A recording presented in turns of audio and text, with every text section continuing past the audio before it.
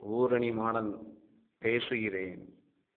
உழைத்து சாப்பிட கைகள் தந்தேன், உயிர் வாழ இருதயம் தந்தேன், உண்மைகள் அறிய உனக்கு மூளையும் தந்தேன். இனியும் உனக்கு என்ன வேண்டும் மனிதா? இன்னொரு உயிரை பலியிட்டு என்னையும் பாவியாக்காதே. எனக்காக நீ ஆட்டுக்கடாய் பலியிடுகிறாய். அதன் கழுத்தில் நீ கத்தியால் அறுக்கும் பொழுதெல்லாம் உன் குழந்தையின் கழுத்தை அறுப்பதாய் நான் கற்பனை செய்து கொள்வேனடா.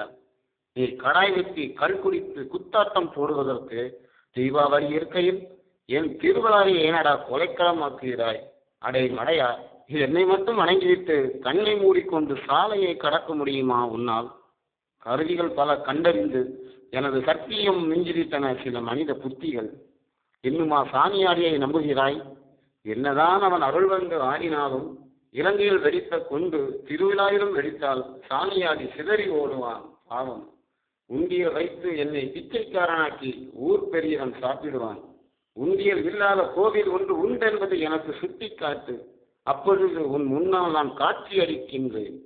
உனக்கு என் மேல் பக்தி உண்டு என்பது உண்மை என்றால் உனது கழுத்தை வெட்டு. உனது வயிற்றை நிரப்புவதற்காக கடாய்க்குட்டியின் கழுத்தை வெட்டாது. நீ சுற்றி சாப்பிட கழுத்தை வெட்டிய கடாய்க்குட்டிகள் அத்தனையும் உன்னை மன்னிக்க சொல்லி என்னை வேண்டுகின்றன. மறுபிறவி என்பது கண்டிப்பாக உண்டு. கடாய்க்குட்டிகள் மனிதனாய் பிறக்கும். நீ கடாய்க்குட்டிகளாய் பிறப்பாய். அப்பொழுது கடாய்க்குட்டிகள் உன்னை மன்னித்து கேவலப்படுத்தும்.